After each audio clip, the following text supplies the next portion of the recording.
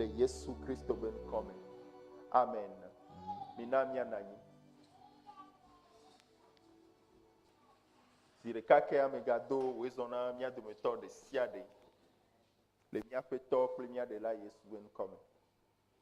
Yepe amenuveve sogbonami. Eye wogava ko mia nufu ndia.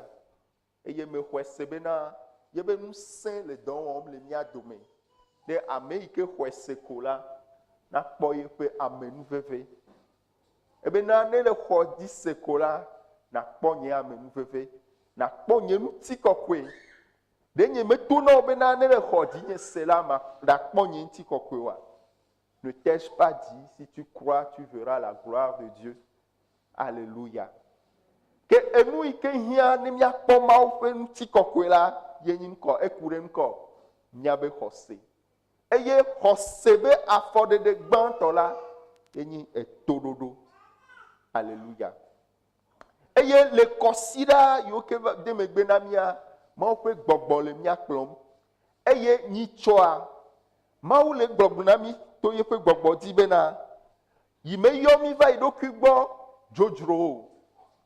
Eye ame yi ke le Mawu dim la, eɖo la te gogo Mawu kpakple kaka ɖe dzi ya bena Mawu la ye nye teƒeɖola na ame yiwo katã dzinɛ kpakple woƒe dzi blibo. Eye Mawu ɖo kpe dzi na mi eye wògblɔ na Abraham bena Abraham enye nyi wò fetu, enye nyi wò ɖoŋuti gãtɔ. Le français me be Abraham, je suis ta grande récompense. Eye mie se gɔme bena Mawu ɖo ŋgbe bena ame sia ame yi ke adi kpakple yeƒe dzi blibo la yeatsɔ yi ɖokui atsɔ awɔ ŋkɔ anɛ. Eye mie se gɔme be le fiaɖuƒe ya me la, ame yiwo ke dina Mawu, ame yiwo ke dina Mawu, ame yiwo ke dina Mawu le yeƒe amenyenye, yeƒe dzɔdzɔenyenye, yeƒe fianyenye, yeƒe dziɖula nyenye ta la, Mawu tsɔe ye ŋutɔ ɖokui tsɔ wɔ fetu na wo. Eye agbatedɔwɔlawo le fiaɖuƒea me hafi eviwo le fiaɖuƒea me. Ne agbatedɔwɔlawo la ewɔna nu ka o, ela tu fe na wo kpakple enu yiwo ke le anyigba ya dzi. Vɔa ke ne eviawo la, yiwo ke di yebe ŋkume, yiwo ke di yebe dzi, yiwo ke di yebe lɔlɔ̃nu la, egblɔ be ŋkɔ yeatsɔ yi ɖokui atsɔ ana wo. Alléluia. Egbe ame di be miakpɔ nane ko. Ku ɖe miame gbetɔwo kristotɔ Mawuvi be agbenɔnɔ alo be agbentinya be destiny. Aleke mi le dɔ wɔm ku ɖe ŋuti ɖo, ku ɖe Mawu ƒe fiaɖuƒe la me be dɔ ŋuti ɖo. Eye medi be miaxlẽ nu le Hagai be agbalẽ gbãtɔ me. Menya be míawo katã mienya enyatsimawo nyuie ɖe. Hagai be agbalẽ gbãtɔ. Age na français. Hagai be agbalẽ gbãtɔ. Miaxlẽ tso kpukpui gbãtɔ dzi. Alléluia. Mawu nyagblɔɖa le tsã le afi ma alo. Alléluia. Ebe le fia Dario ƒe ƒevelia me le dzinu adelia ƒe ŋkeke gbãtɔ. Miaxlẽ tso kpukpui gbãtɔa dzi. Ŋkeke gbãtɔ dzi la, Yehowa ƒe gbe va na Yuda ƒe anyigba nunɔla Zerubabel, Sealtiel vi, kple nunɔlagã Yosua, Yosadak vi, to nyagblɔɖila Hagai dzi bena, ale Yehowa Zebaot gblɔ esi. Ame siawo le gbɔgblɔm be azã meɖo edzi o be woatu Yehowa ƒe xɔ haɖe o. Alléluia. Alléluia. Hagai le xɔ gbe tso Mawu gbɔ. Eyi me ke gbedasi ya le va na Hagai ya. Enyi eyi ke do megbe Israel be aboyo yi. Eyi me ke Babilonia fia, Kaldeatɔwo wova Yerusalem. Yi ke nye Mawu ƒe du, Mawu ƒe nubabla ƒe du. Le yi me ke wogbe nu le Mawu gbɔ, wogbe toɖoɖo na Mawu. ta mawu do futɔwo ɖo ɖa eye Babylon fiawo wova gbã dua eye míakaka mínya Nebukadnezar ale yi ke wova lɔ gbedoxɔa be nuwo katã eye woɖe Israelviwo kple wo asrɔ̃ wo aviwo katã wotsɔ yi aboyo me eye wogbã gbedoxɔa enuwo katã wokaka wotɔ dzodzua eye amegbe la ame sue aɖewo trɔ gbɔ va dua me wotrɔ gbɔ va Yerusalem eye wotrɔ va tu woƒe aƒewo ɖo wotrɔ va wɔ nɔƒe avi aɖe elabe ame sue aɖewo trɔ gbɔ va edua me eye nunɔlawo nɔ dua me Leviviwo nɔ dua me ame vovovowo nɔ dua me vɔ gbedeasi va nɔ vavam na Hagai Mawu va lé ŋku ɖe amewo ŋuti kakaka elabe amewo le gbɔgblɔm ɖe wo ɖokui me be ŋkɔ game mekpɔ su ɖe ne míawɔ ŋkɔ ne míatu Yehowa ƒe gbedoxɔ eyi ma me la Yehowa ƒe gbedoxɔa yi ke nye Mawu ƒe ŋutikɔkɔe le Israel la Biblia bena wogbɛ eye wònyi ŋukpe kple vlodoame vɔ gake le eyi ma me tutututu la Israelviwo trɔ gbɔ va Yerusalem vɔ eyi me ke wogbɔ va la wotsɔ ɖo wa ɖokuiwo dzi be ŋkɔ biabia gbã la yewoawɔ ŋkɔ yewoatu yewo ŋutɔ yewo ɖokuiwo be nɔƒe yewoawɔ ŋkɔ yewoakpɔ yewo ɖokuiwo gbɔ gbã gbɔ yewoakpɔ yewo viwo kple yewo srɔ̃ yewoagble wo no dzi yewo be lãwo yewo be asitsatsawo ne dzi ɖe dzi vɔ gake ne nyi Yehowa ƒe aƒetɔ ya ɖe ena te gbã da ɖe faa gamea mekpɔ su o Alléluia. Ebena ɖe amewo le gbɔgblɔm na wo ɖokuiwo bena ɖe gamea ɖe mekpɔ su bena míawɔ ŋkɔ míatu Yehowa ƒe aƒe o eya nyi gbɔgbɔ kɔkɔe be gbedeasi na mí. Ne míase nu gɔme le gbedeasi ya mea míase nu ka nye gbedoxɔ le na mí le egbe be ŋkeke me o. Hagai nɔ nu ƒom tso Yerusalem be gbedoxɔ ŋuti. Vɔ gake míenya Biblia gblɔ na mí bena enu yiwo katã wodzɔ le nubabla xoxoa me la wonyi nukɔ luʋɔ alo wonyi ŋgɔdzenu na enu ŋutɔŋutɔwo yiwo ke nyi nubabla me be nuwo yiwo ke nyi Yesu Kristo be vava megbe be numenuwo ke míame yiwo ke le ŋutɔŋutɔ me egbea ɖe gbedoxɔ ya yi ke wole gbɔgblɔm le fi ya ɖe gɔmesese ke le mía si wòle mía si na mí o. Míaƒe tɔ Yesu Kristo ye na mí gɔmesese gbãtɔ. Le Yohanes ƒe agbalẽ evelia kpukpui 19 mea, míakpɔ enya yi ke Yesu Kristo nɔ gbɔgblɔm na gbedoxɔmenɔlawo gbe ma gbe, eyi me ke wòva gbedoxɔa me. Ta nu yi ke mídi la srɔ̃ le afi ma koe nyi bena nu kae nyi gbedoxɔ na mí egbe o. Ye ŋutie Hagai nɔ nu ƒom ɖo le ŋkeke mawo dzi o. Alléluia. Nyemenya be mi kplɔm ɖo. Ta míaxlẽm le Yohanes etavelia me. Yema mi le kplɔm ɖo alo? Yohanes etavelia kpukpui 19. Míate xlẽ tso kpukpui 19. Yesu ɖo ŋu eye wògblɔ na wo bena mimu Mawu xɔ sia. Mawu xɔ eke gba nyi gbedoxɔ lo. Míase nenema alo? Mimu Mawu xɔ sia eye le ŋkeke 3 gbe la magagbugbɔ atui. Azɔ Yudatɔwo gblɔ bena Mawu xɔ sia tutu xɔ eƒe 40 sɔŋ eye wò la agagbugbɔ atui le ŋkeke 3 gbe ma hã.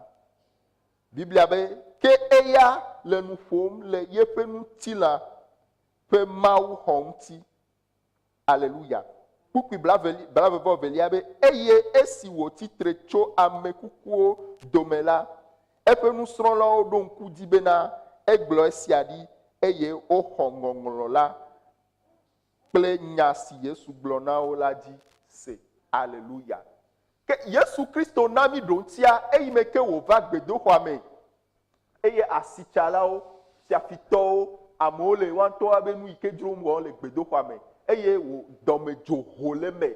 Mawu ƒe dɔmedzo va eme eye wòlé ataŋu eye wògbã nuwo wòkaka woabe nuwo yewo nyawo to le gbedoxɔa me eye wogblɔ bena mi menya be woŋlɔ ɖi tso aƒe ya ŋuti bena anyi ŋkɔ gbedoɖaƒe na nye fofoa eye le esiawo katã megbe la ele gblɔ na wo be ŋkɔ mi gba ŋkɔ gbedoxɔ sia eye ŋkeke 3 gbe la mawo ŋkɔ matrɔ gbugbɔ aɖoe anyi le nugɔme mase ta la ebe yi metɔwo xɔ si be ŋkɔ Yerusalem be gbedoxɔ yi ke wotua ye ŋuti wòle nu ƒom ɖo eye wole bia bena ɖe gbedoxɔ ya wowɔ ƒe 40 tsɔ tua wò ya nabe ya trɔ gbugbɔ atui le ŋkeke 3 megbea mekae wa nenyi o vɔ gake Biblia bena enɔ nu ƒom to meka yeƒe ŋkɔ ŋutilã ƒe gbedoxɔ ŋuti aleluya ta nuɖoŋti gbãtɔ yi ke Yesu na mi medi be mianya ye be ne mi le nu ƒom tso gbedoxɔ ŋuti la ke mi le nu ƒom tso ŋkɔ míaƒe ŋutilã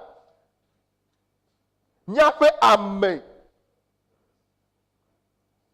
eye Yesu le ŋuti ɖom le fi ya menye bena ɖe gbedoxɔ yi ke wotu kple asia ye be ŋutie yi le nu ƒom lo vɔ gake ame yi ke ye nye be yi va be awɔ ŋkɔ yi fofo ƒe lɔlɔ̃nu ebe mebia vɔsa o mebia numevɔsa o nu yi ke ne bia tso asi nye la nye ŋutilã nye ya metsɔe nɔ be mawɔ ŋkɔ wo lɔlɔ̃nu ta míase gɔme bena ne mi le nu ƒom tso gbedoxɔ ŋuti la Yesu Kristo ɖo ŋuti bena eyae nyi gbedoxɔ yi ke yi gblɔ bena ne wogbɛ la le ŋkeke 3 gbe la yeatrɔ tui ke le ŋkeke 3 gbe eyi me ke wòfɔ ɖe tsitre la woɖo ŋku dzi bena egblɔ nya sia ɖi eye woxɔ ŋɔŋlɔwo dzi se aleluya ke ne mi trɔ va Hagai gbɔ la míese bena amewo le gbɔgblɔm bena gamea mekpɔ su bena yeawɔ ŋkɔ yeatu gbedoxɔa yeaɖoe ɖo na Mawu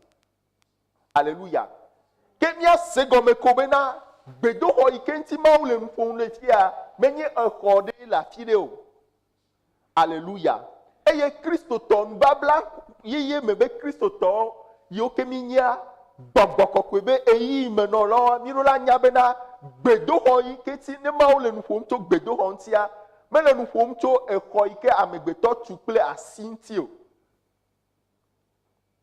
aleluya gbedoxɔa ɖe menyi exɔ ya ye o menyi xɔ ya yi ke me mi lo wa gbedoxɔa nye ŋkɔ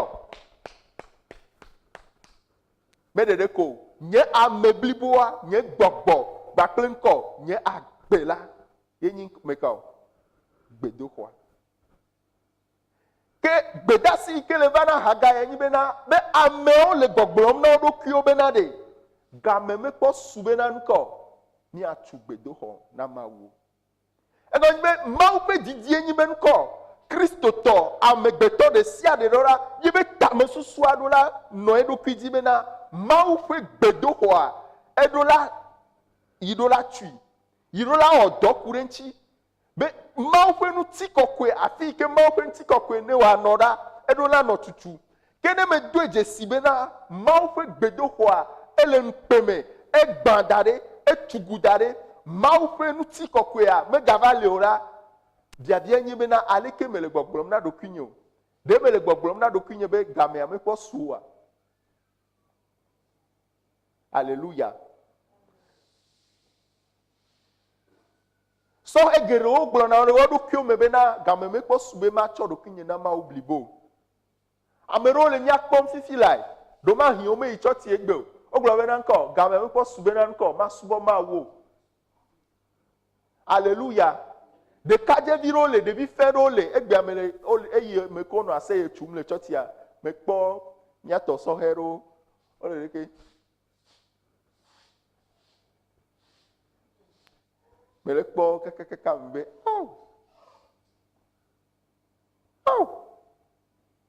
aleluya avi ke wodava fa womedza te kɔ abɔ kligo tsa la tsɔ tutu nyateƒe matrɔ lo nyateƒe matrɔ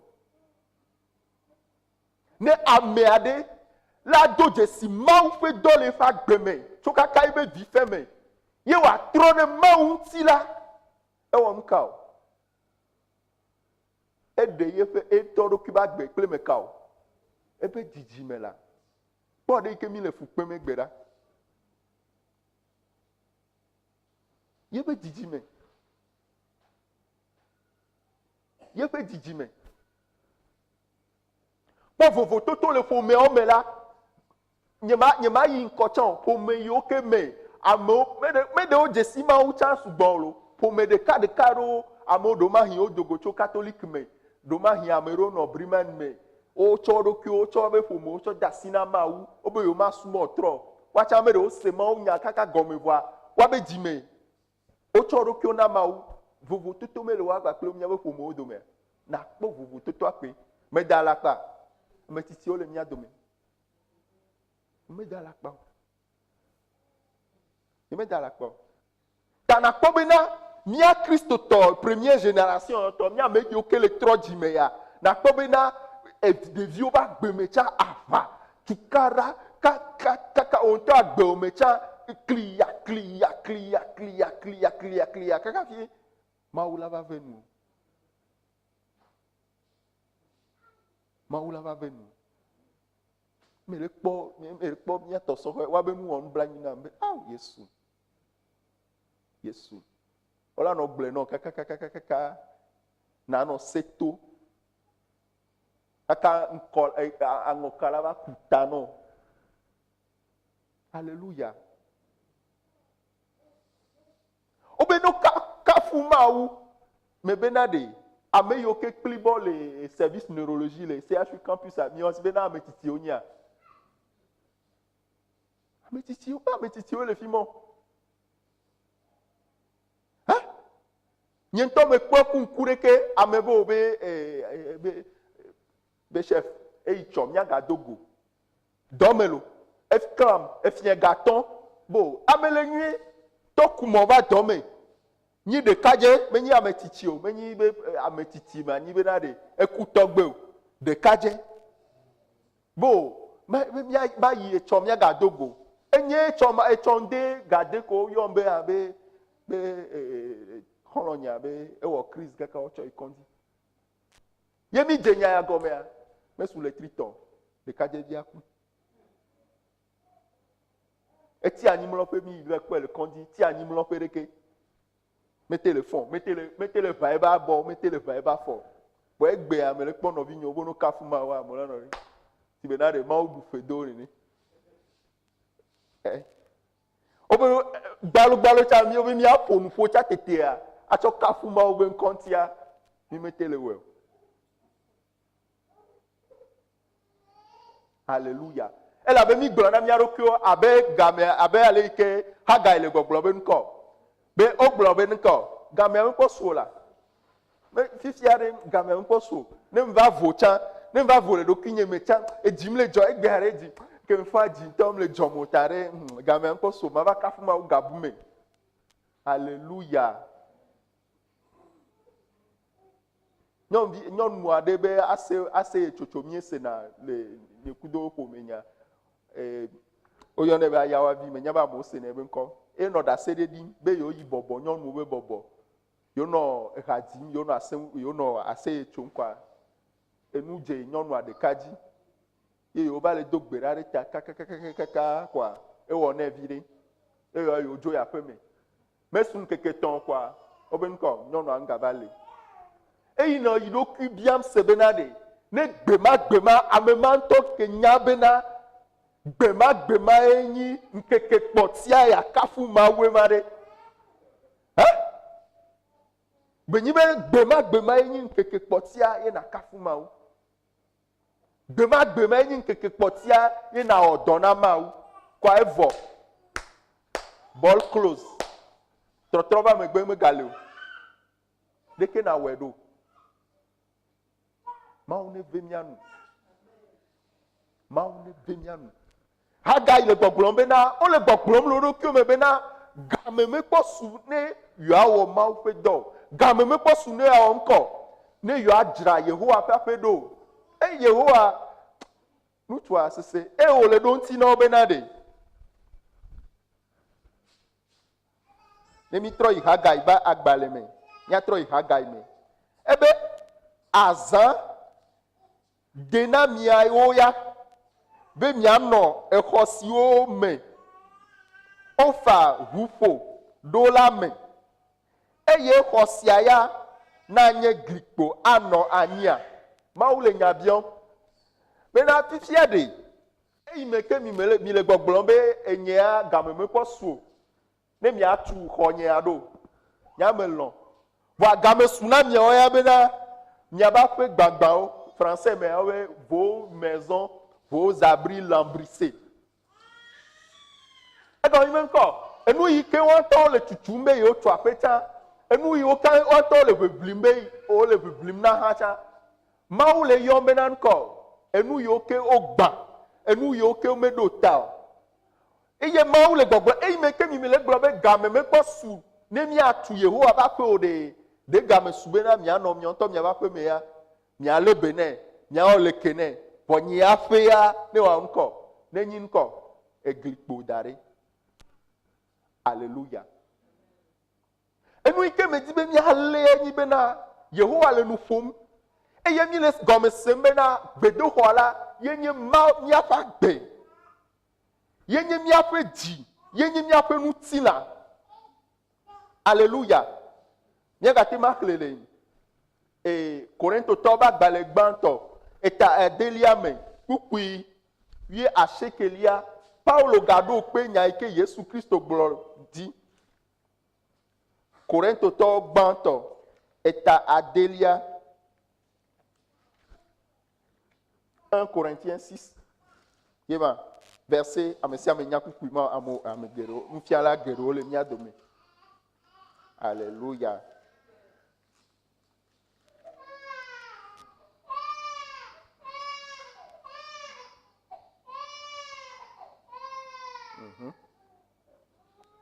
Kpukpui 19 be nuka.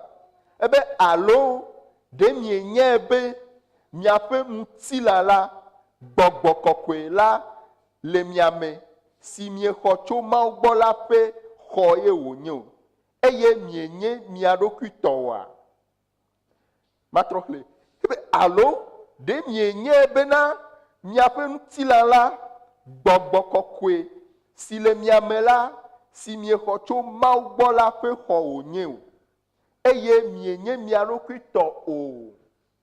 Alléluia. Ta kpukpui ya le ekpe ɖom dzi na mi bena míaƒe ŋutilã la mekatɔ ye wònye o. Gbɔgbɔ kɔkɔe be nuka ye wònye o. Be gbedoxɔ. Ta gbedoxɔ yi ke ŋutie Hagai nɔ nu ƒom la menye xɔ ɖe le afi ɖe gblɔ bena de Mawu le gblɔ be míava tu xɔ na yewo o. Nyeme le gblɔ bena míava di kpe míava di ni o. Mawu le nu ƒom tso ŋkɔ míaƒe ŋutilã yi ke me ŋkɔ gbɔgbɔ kɔkɔe la wo ŋkɔ la kpɔ vovo le. Alléluia. Magatrɔ gbleke. Mawu le nu ƒom tso ŋkɔ míaƒe ŋutilã, míaƒe dzi, míaƒe gbɔgbɔ, míaƒe agbe yi ke me ŋkɔ gbɔgbɔ kɔkɔe la wo ŋkɔ la kpɔ vovo le. Eye wòanɔ yeƒe gbedoxɔ me. Eye ne nu ƒom tso gbedoxɔ ŋuti la, Mawu ƒe ŋuti kɔkɔe kple Mawu subɔsubɔ anɔ nuka anɔ edzi yim. Vɔa ke hafi gbɔgbɔ kɔkɔe ne wòakpɔ vovo, wòakpɔ anyinɔ, wòakpɔ teƒe, eye wòava, eye wòazɔ, eye wòatsɔ wɔ nu la, ele be nuka gbedoxɔa la, ele be wòawɔ ŋkɔ, ele be wòawɔ ŋkɔ, wòatui. Mi le se nyagɔmea. Hafi Mawu ƒe gbɔgbɔ ne kpɔ anyinɔ, ne kpɔ vovo, ne wòava, eye nu yi ke ta wòɖo va anyigba dzi ɖo, wòawɔe, eye amewo ne wòakpɔ la, ele be ŋkɔ, ame ɖewo la wɔ ŋkɔ, ɖo la tu gbedoxɔ na eɖokui. Na Mawu ƒe gbɔgbɔ. Ele be ŋkɔ, ame yi ke me Mawu ƒe gbɔgbɔa le va la, eɖo la do dzesi be ale yi ke Paulo le gblɔ nyi be de mienye bena Mawu ƒe gbɔgbɔ be gbedoxɔ mienye oa. Elabe ame yiwo ke Paulo nu ƒom la ya, wole gble wa be gbedoxɔ. Dakple agbenɔnɔ yi ke mekɔ Mawu me ŋkɔ ŋuti o.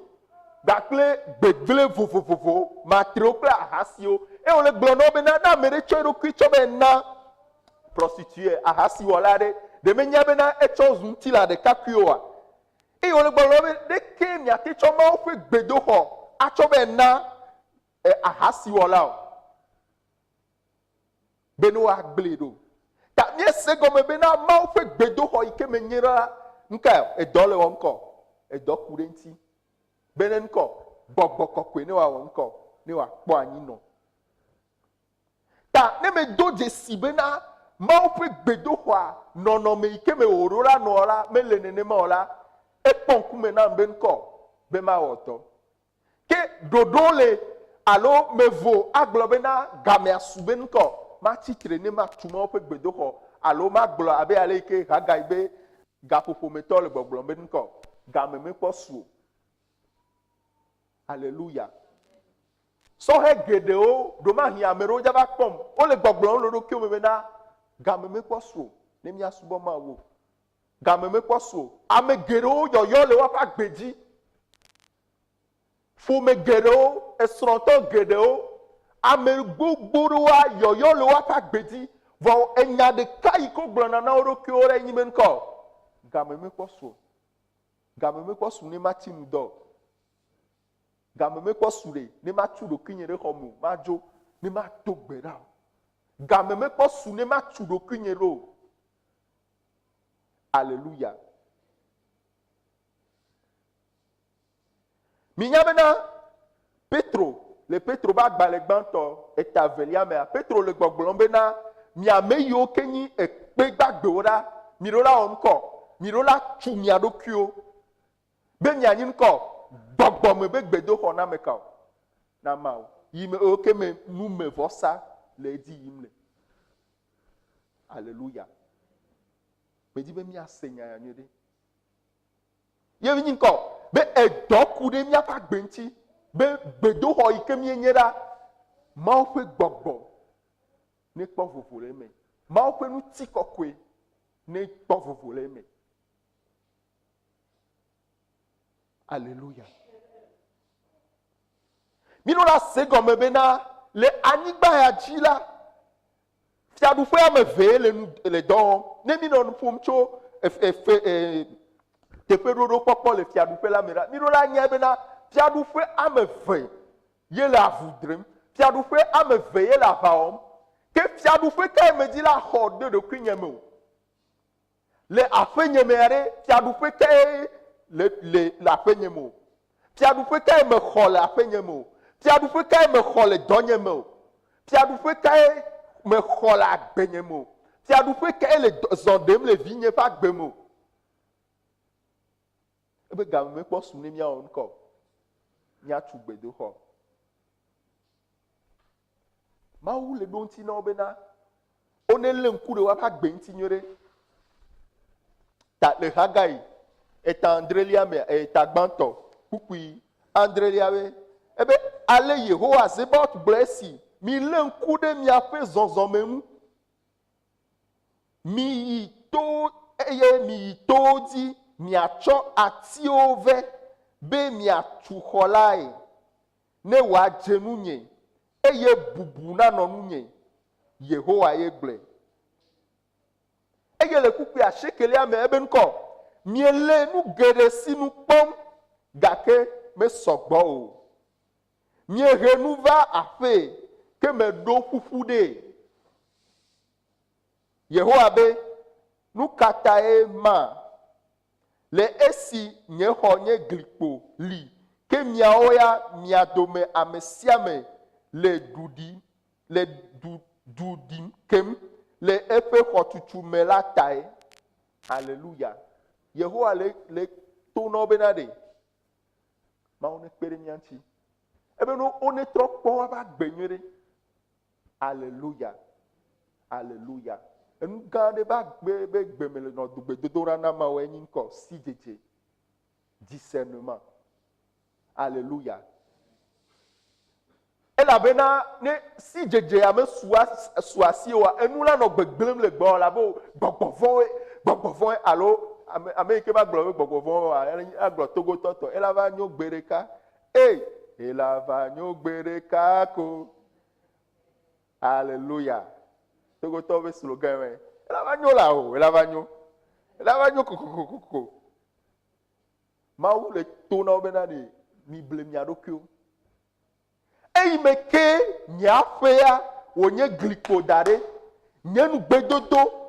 Enu ike merola on la gbeme, la wa gbeme. Enu ike nerola nye me chodo kyo deme. Me chodo kyo blibo cho deme. Bene ma ofe nu tikokwe, ma ofe gbogbo ne wa vole me o. E ne chodo kyo cho be denu bume. Bo be nya me no la tue ya. Ncha me no la ji carvire no aji demire, ma o ya, ma o ekeme, ma tafua me ya, ma o ya. Enu kecha eduata ko gare me ka do gbera cha tete o. E wo fe epe o ya, ma o le gbogbo be na chodo kyo va, chodo kyo chu, chodo kyo badena kle biblia tro cho biblia be agbale de ka na sroe na dogbera de do kyo raga enu ya note wo cho agbale na kle cho do kyo de doame cho do kyo de nu sosro me cho do kyo de bibli me le bo ga me nko so em we cha mama ga bu mama enu ti konam ma o to nya enu ti konam la ga me nko so ma obena eyi me kene gbeta onko enu yo kene pomo nara nyama onko ma du fufure woji mi le senya ke ma o le gba gbogbo me ba paro wa mi le we gba lokwe ma un to benare o pomo na nu sugbo vo kakea enu iko le ari nko enu so eye enu iko to bodare be ofifiare enu le miasi ofifia mi vovo ma mo to ben ko kaka mi va kwa ne king baba le miasi e la benan ko nye gbedo ho la nye tame dudu na wa gbera ne setame e ne globe no onko ne wa nye gliko. Alléluia. Nyape agbe nyape sron de peu ni chomele nyaros. Alléluia. Ma on est venianu. Ma on est venianu. Nyape sron de peu nya vio pa agbe. Ne me kure fiadu fenti wa nkayo ma ube ya onko ya du huflu leji.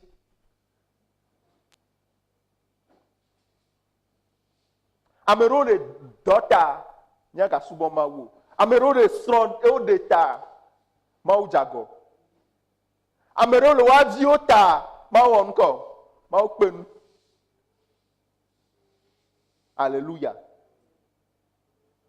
Ifia omega do game na mawo. Omega do game be na maupe gbogbo ne po fofolo ome. Ma one pere miachi. Ma on est périmètre. Satan a voix par emiantilo, surtout soreo. Alléluia. Soreo, Satan a voix par emianti. Ametitio e nyawe ikpapi do ovo. Alléluia. Nyatepe. Nyatepe matro. Sore ikedo e febla wieni. Tu as le blave vonnéa, un saint lesi. Mais donc, oui, mais que mi non a scoutant, la non nous plan, tu et nous zaga, ni kaka, et nous la kefan. Nous saint le. Nous saint ple didi. Ne saurait glober et nous ya idila wea. Ne beglea, surtout beglea, na conseil ko chon de namera. Ta, Satan a la problème encore. Nous sommes ne va voir afi wa encore fifia ma pombla inam la ma pombla inam fifia nous se voilà mais antison ma ma gâté ma cho encore a cho onaniko. Alléluia. Ne le ne encore enyi dijone. Alléluia. Sohe ike akafumawa ne va cho tiara orege. Non, le dit, non, quoi, trompe, mais la clarica. Et voilà, nous vivons dans Satan. Kaka, mais moi, là-bas, c'est comme bena. il va gbé il est glé doméa écoute bevo wana reke me galentio gakame satana be fiadupea la gban alléluia ni ya do gbera me nga hia me mia pompo sugbon but na ne jolly haga ibe agbale tagban ya mele kuku wie nelia ma wo nani me jabe mi okata mi nye me dibe mi adogbera le kuku wie nelia mea Bible le gbogbo be tete Yehowa dejo lamena Yuda fe anyigbanu no la Zerubabel c'est elle vie pe nous no la gan Joshua Yosatak vie bakle du corps pe suswe o katan be wava hewo e dole Yehowa Zebaot o pe maula pe holan mara tro bleke tete Yehowa dejo la mena Yuda pe anyigbadi mu no la Zerubabel c'est elle vie pe nous no la gan Joshua Yosatak vie bakle du kope suswe o kata be wava hewo dole Yehowa Zebaot wo pe maula pe holanu amen na ne jole fia alléluia eni gbe ke na dora le dokiota le français mais awe l'Éternel réveilla l'esprit vegbebe e dejo pour le français mais a te de gombe e de encore agbe et trop fort wabe gbogbo de chitre alléluia minya bena anigba di chon vivitia eye le viviti me la nke on adore alondondon vivitia nu ike o hena bana nyin ko gbogbo me ba londondon ta na ko bena ejo hoho didi bevie ne mi do ya do ko mi agli o mi ngba le vola mi ngba no vi onya mo to se ka ne ko mi ano do excuse enu mo kata nyin ko alondondon be de fia ta de fia ike Yehowa le na mi ben ko Yehowa enyome ka be gbogbo nu no la o pe gbogbo gban ta maule nu fom to nu no la unti maule nu fom to nu no la unti ne afike ehon vana valena koklo vilea nuka meka ogbo becho koklo no agboy ta nu no la le abe meka ne no ale ke koklo no chona avala chona via odia nenema Kristo to nu no la onyile afisi afike maudomi no vio mi matema kariji le ke satana le amore to matema kariji VVCC minasi ko enu kulikuli oke jonare Kristo tonti minyabe na Paulo globena be yi acho amedo be gbogbo acho na satana be wa be lubo no ekpo dede a e segon be Kristo to ekpo dodo no na Kristo tonti lo minya hallelujah enu ike satana tuna kudo amoa enani le kafuma untoto nyema blemi olo ame ike treba gbena Yesua nuka opo dede lenti medadia enya ka ebe glo na yobo benko de pododo alenti benko ne ma tunkui ye satana e ma to na ebe me demo ko ake ba gbe ya nko me ga kasintio ebe de me topodo yobo a ba kle ebe kesino nu kata tana sego me be na Kristo to de sia de la pododo ora nko eno 90 owe akpegbo be na ya onko pododo ani wa onko ni wa no fortifier eto ali ikene les onson gba kle ma wu me eto ali ikene les onson gba kle ma wu voilà que ame ike me kpotso ba gbe na Yesu ame ike me kpotso ba gbe na Yesu la alléluia matema karidio Il y a tellement d'apparence dans ce monde. Na kwa mo ajrado nyere o le hugao me o tuape gao vone le doe mea. Ne le doe mea. Matema karedio no vinye. Matema karedio. Deko ya ne dana no po. Deke mi onye wa klo mi dana po. Keka le abadi po. Matela fonyere afoka. No vio mele na mo ne mo lo. Mele na mo ne mo.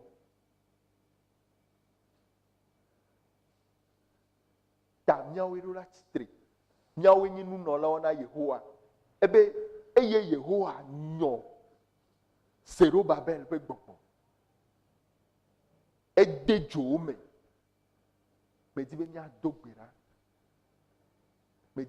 dogbera atona Yehowa bena edo tamedo le ba gbenti elebe gbogbo kokwere ne vole nya gbeme elebe manye gbedo kona gbogbo kokwere elebe mawu pe tamedodo ne va me to jinye nu kanti manu agbe ya do kekekeka va ku eye mawu pe tamedodo ma va me to jinye o nu ka e vide ka wa va me wa de namo nu ka e me ya chojo la nyigba ya ji o doctorat ne ya chojo o di amereku doctorat o di amereku apea no la ga ko wenye cha ehunye kekeke cha ola kudo aba o mo ya me anu be no kuwa le Alléluia.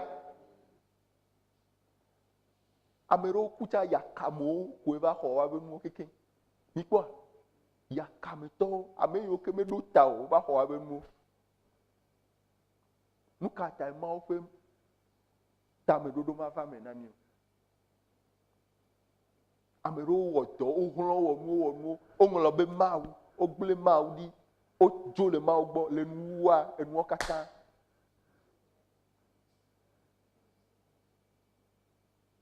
inami atitre nya dogbera penu babla gba ple mawu tona mawu be na ne feni ne pere ha me anti ne nyo ha me ape gbogbo mi ma nyi vife o kaka va de tegbetegbo be mawu pe nyonyo ne va mi apa gbeme nyonyo ne va miapa gbeme nyonyo personnel dakle nyonyo le hamiame tro de mawu ti blibo be mawu be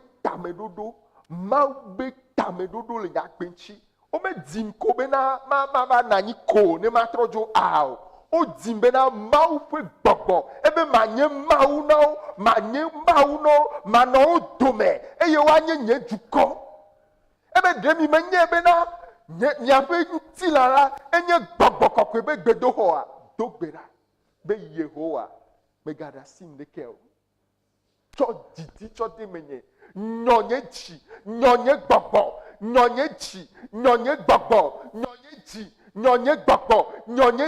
Yehowa nyonye gbogbo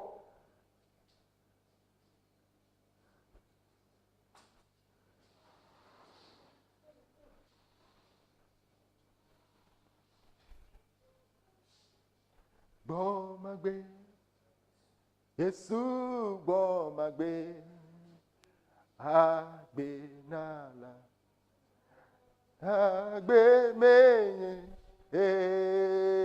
gbọ́ ma gbé, Jésù gbọ́,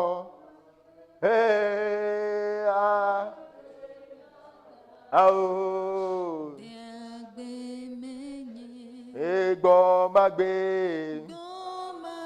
Ao Yesu wo ao agbenala ao da ao gbo ao Yesu wo ao agbenala ao da Gbọ́ ma gbé ló gbọ́, a ó Yésù gbọ́, a ó àgbéná, a ó dàgbé mé, a ó gbọ́ ma, a ó Yésù gbọ́,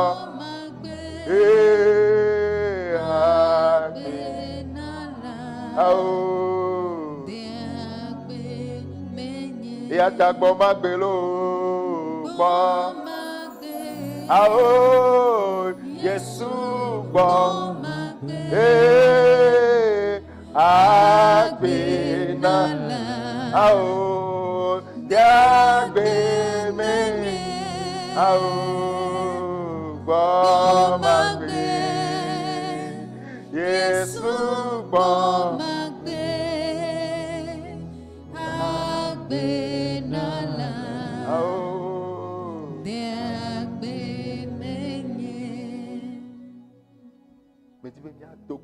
Mi ma do gbera titire o. Bo ake gbedodoɖa ɖo nyina nubabla ƒe gbedodoɖa. Minya, nanewo le míaƒe agbeme fifia, wole dzi yim, wonye nu sesẽ. Wole dzi yim elabena wo ŋku le woa dzi ye. Alléluia. Nanewo le fifia nye kuxea, wo ŋku le dzi, ne tsɔ veve nyenye ɖe ne eŋutie.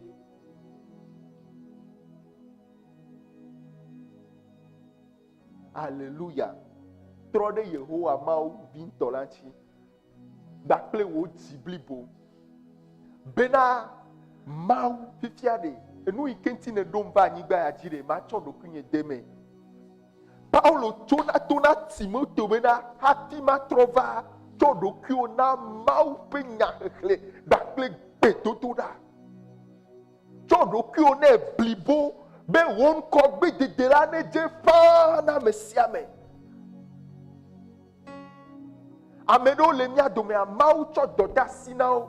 Mawu gblẽ na wo bena ɖe va se ɖe enɔ be dɔmeke kaka tso nɔ be dɔmeke aɖe mewɔ nenye nyagblɔɖi nam. Vɔ gake wole to na Mawu be gamea ŋkɔ so. Be gamea ŋkɔ so. Eye agbakpekpewo le woa dzi. Be gamea ŋkɔ so. Míame ɖewo Mawu toe na mí be tsɔ nu ya da ɖe fie. Tu ɖokuiwo.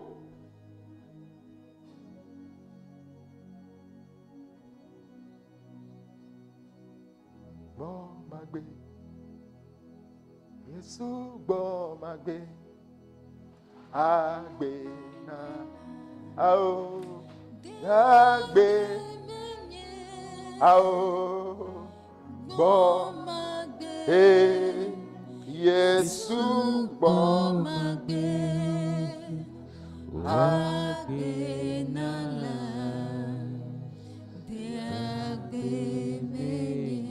Le kuku na ma o. To na ebe na ne tsɔ vedie dodo kple edzoxɔxɔ. Ne tsɔ vedie dodo kple dzoxɔxɔ. Ne tsɔ vedie dodo kple dzoxɔxɔ. Ne tsɔ vedie dodo kple dzoxɔxɔ. Ne tsɔ vedie dodo kple dzoxɔxɔ. Ne tsɔ vedie dodo kple dzoxɔxɔ. Ne tsɔ de me o. Ne tsɔ de wo gbɔgbɔ me. Ne tsɔ de wo ŋutilã me. Be nanye gbedoxɔ nɛ. Be enu yi ke kpɔ gbɔ o. Enu yi ke kpɔ ŋkume na o. Be gbɔgbɔ kɔkɔe ne vo le me o. Gbɔgbɔ kɔkɔe ne ɖe zɔ le me o la. Ne na wɛ le Yesu be ŋkɔ me. Ebe na mi tu mia ɖokuiwo ɖo abe ekpe gbagbe ene. Ne miazu gbɔgbɔmexɔ. Ne miazu gbɔgbɔmexɔ. Be Yehowa. Abe ale ko gblɔ to Daniel ti be Daniel. Mawu yi ke ne subɔna atraɖi. O dzesi Daniel. Be nye Mawu subɔla atraɖi. Eye wobe nutsotso aɖe ke mele ŋuti le eƒe dɔme o. Yehowa. Metsɔ ɖokuinye na o. Metsɔ ɖokuinye na o. Manɔ nam nenea o. Manɔ nam ko o. Manye ame kplɔtsoe o. Manye ame gbalo o. Manye ame dovlo o. Vɔ gake Yehowa. Yehowa. Matrɔ ɖe ŋuti o. Abe nunɔla enye. Bena wòaƒe yi ke ne menye la. Wòaƒe yi ke nye agbe nye la. Matsui. Matsui gbakple wò ŋusẽ. Matsui gbakple wò amenuveve. Matsui gbakple wò amenukpekpe ɖe ŋuti le Yesu be ŋkɔ me.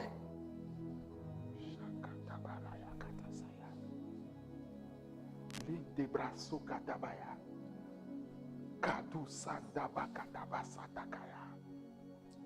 Shebrandos kataba katus kataya. Leke brando soto brandas kataya. Shebredo sandebra katus kandala kai kabros kataya. Lembrando sai kamanda bros kandabraya kataskaya. Lebros kebrandos katabaya kalai katus kandabraya. Lebrandos katabakatus kandabraya.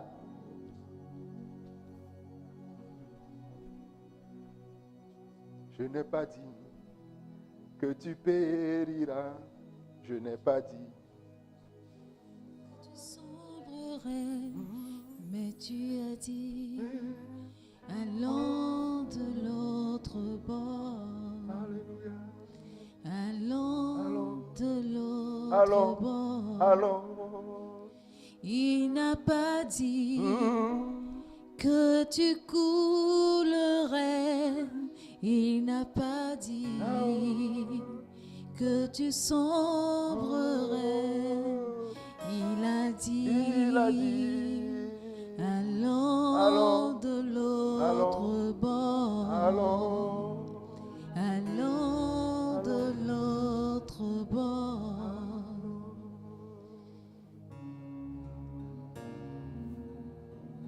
Allons de l'autre bord. Allons de l'autre Allons. bord.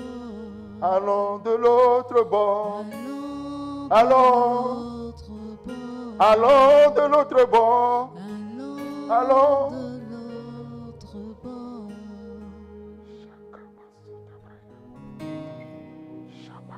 Que tu coulerais. Il n'a pas dit Hey! que tu sombrerais. Hey! Il a dit, allons de l'autre bord. Allons de l'autre bord. Allons. Allons de l'autre bord. Allons de l'autre bord. Allons de l'autre bord. Allons. De l'autre bord.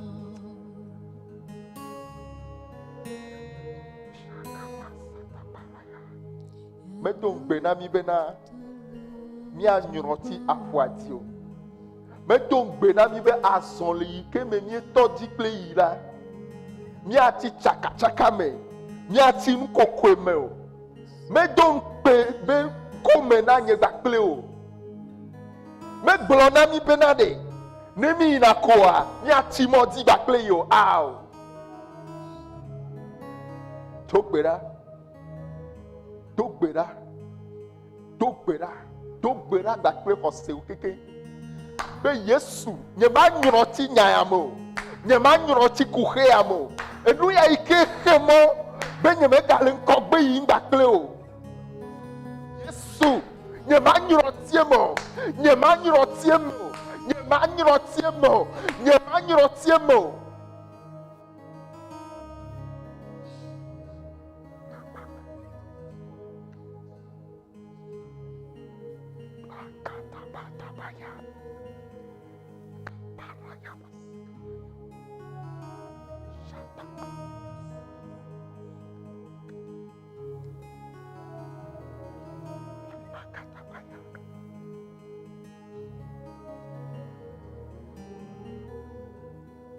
Si la mer se déchaîne, si le vent souffle Dogbera. si Me kali ke atose seu. Me kali ke tose seu. Me kali ke afole pojegum. Me kali ke ayaole popomo. Me don bebenade. Matie mel. Me don bebena. Matie mel. Me don bebena. Matie mel. Oa. Ayi kobe. Oa make le pom. Le e faketa pomoti. Wa make vakasi nyati. Dona dokiobe. Me don bebena. Na tie mel. Me don bebena. Juane mudado. Me don bebena. E klikone tianyo. E don bebena. Na yi koke meti bakle. de la mort. Si la barque t'entraîne, n'aie pas peur de la David globena Yehowa nye kplɔla nye. Nane kema hiamo. Nane kema hiamo. Gbede ɖokuiwo dzi. Mexɔ Yehowa ƒe nya dzi se. Mexɔ Yehowa ƒe nya dzi se. Ebe na ɖe nane kema hiamo. Nane kema hiamo. Le sia ta mato na nye luʋɔ nye va vɔ o. Maɖo ŋku ɖe Yehowa dzi. Matsɔ nya gbe na Yehowa. Ne nane ke mele tɔ nye kple nye si ta. Yehowa do ŋugbe bena nane kema hiamo. Ebe na dzɔtsoƒe lãnyiƒe damawo kplɔ nye luʋɔ le Yesu ƒe ŋkɔme. Naneke mahiamo. Naneke mahiamo. Naneke mahiamo. Naneke mahiamo. Ne me kplɔ Yehowa ɖo, ne me ɖo to eƒe gbe la, naneke mahiamo. Ne me tsɔ nye dzi blibo la katã tsɔ nɛ la, ne me ɖo toe la, naneke mahiamo. Naneke mahiamo. Abe sɔhɛ ene la, nye sukulu dedeme la, naneke mahiamo. Abe srɔ̃tɔ la, naneke mahiamo. Ne me wɔ ɖe Yehowa ƒe, ne me ɖo to Yehowa ƒe gbe, ne me di la, naneke mahiamo.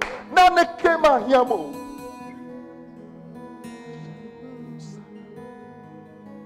Hiãkame makplɔ vinyowo be woate ɖa le Yehowa ŋuti o. Ave dze nu gbegblẽ me o. Hiãkame, ehia mava aƒe nye dzi eye woakplɔ vinyewo woave do ɖe gbegblẽ me o. Naneke mahiamo. Elabe Yehowa nye kplɔla nye. Ebe meva be mana agbe nyalewo. Ogblɔ nya ɖi bena wo ya eƒe blaeve ma te ɖo, eƒe blatɔ ma te ɖo, eƒe blane ma te ɖo. Bena ku elabena metrɔ va tɔ va ƒe me va sa vɔ le Yesu Kristo be ŋkɔme be Yehowa ye nye kplɔla nye. Enye nye alẽvi na Yesu. Ebe meva be nye alẽwo ne kpɔ agbe. Meva be mava gblẽ abosam be ɖoɖowo dome. Il est venu, le Fils de l'homme est paru pour détruire les œuvres du diable. Be ya gblẽ futɔ la be ɖoɖowo dome. Menye le nya gbeme ɖeɖe o. Le nɔvi nye ƒe agbeme, le fofo nye ƒe agbeme, le dada nye ƒe agbeme, le Yesu be ŋkɔme, le Yesu be ŋkɔme. Do gbe ɖa, naɖo ŋku nɔviwo dzi, naɖo ŋku fofowo dzi, naɖo ŋku srɔ̃wo dzi, le Yesu be ŋkɔme. Ebena miaƒe nubabla kple ku la metsoe dome. Mabe nubabla kple ku la, votre alliance avec le séjour des morts, le Yesu be ŋkɔme, me gblẽ ku be nubabla ɖe sia ɖe dome. Agbe, agbe, agbe, agbe, agbe. Elabe Salomo gblɔ bena ne Israelviwo woɖo ŋku ebe nu vɔ̃wo dzi eye wotrɔ ɖe Israel ƒe gbedoxɔ ŋuti eye wodo gbe ɖa la be Yehowa se enaxɔ na wo be egbe la mietrɔ bena wo dɔmenyonyo, wo tameɖoɖo ne va me, míaƒe ŋutilã, míaƒe gbɔgbɔ la ne zu gbedoxɔ azɔ Yehowa gbɔ nublanui.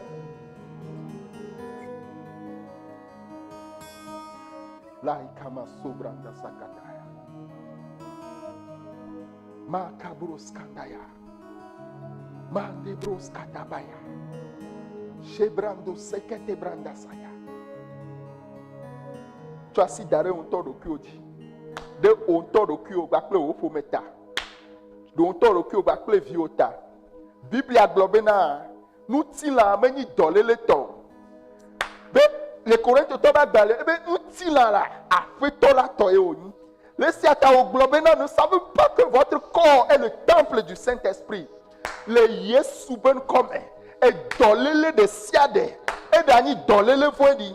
Donc, Pera Bakle José, le way à la main, on t'a eu une gloire dans le wak bedi, même glonyadi le nyak bedi, Bakle Vigno Bak bedi, et Doyo Kataba Choname Poi, yo de Namebak Bera, de Kema Kokome le Yentilandio, de Kema Boudi le Yentilandio, mais notre le Yesu Christ ba chetatame, et Bena, ne Yesu Christo, Bobokokwe, Amérique Fone titre, les dômes, le Miabontilamela, et la fɔ miabe ŋutilãwo ɖe agbe le esia ta edɔ ɖe sia ɖe yi ke gblẽna nu le ŋutilã me edɔ ɖe sia ɖe yi ke gblẽna nu le ŋutilã me edɔ kpata edɔ baɖa edzi be dɔwo elã be dɔwo ekame be dɔwo edɔ ɖe sia ɖe ŋkuvi be dɔwo etome be dɔwo etame susu me be dɔwo ɖe sia ɖe megblẽ wo tome mekaka wo megblẽ wo abe domeɖoɖowo katã elabe ŋutilã la yehowa ƒe gbedoxɔ ye wònye.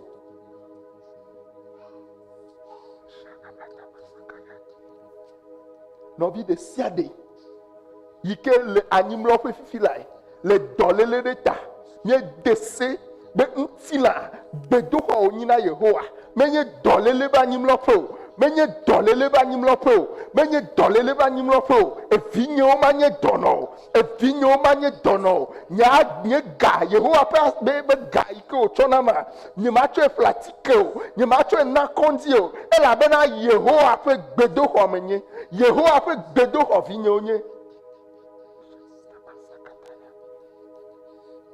Ava menɔ le wo xɔse nu ebe amevi gblɔ nya ɖi amevi gblɔ nya ɖi gblɔ nya ɖi le wo ɖotɔ ɖokuiwo ŋuti gblɔ nya ɖi le wo ƒometɔwo dzi gblɔ nya ɖi le viwo ƒe agbe ŋuti mai kabori andasaya dɔléle baɖabaɖa ɖe sia ɖe dɔléle manyata na ɖe sia ɖe ekakoe be ŋkɔ ye o afi sia afi ke wòyi le Yesu be ŋkɔ me le Mawu ƒe nya be atsekpakpata ebe Mawu ƒe ŋutilã menye dɔléle tɔ o ŋutilã le Yehowa tɔ ye ŋutilã Yehowa ƒe gbɔgbɔ tɔ ye.